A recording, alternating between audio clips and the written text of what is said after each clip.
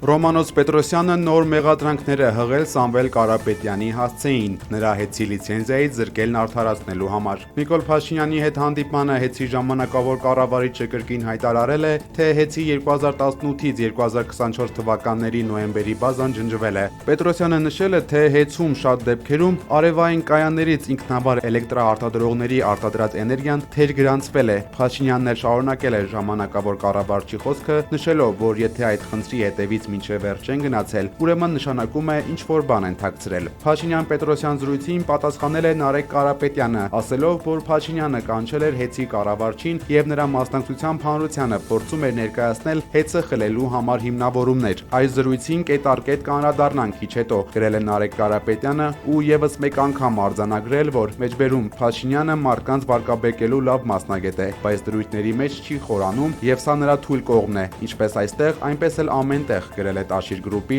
հոլդինգի ղեկավարի տեղակալը։ Ազգային բարերար Սամվել Կարապետյանի Facebook-յան էջում հրապարակվել է տեսանյութ, որտեղ եւս մեկ անգամ ներկայացրել են, որ ՀՑԿՀ-ն մերժել է հոսանքի գինը իջեցնելու մեր ձևովի առաջարկը։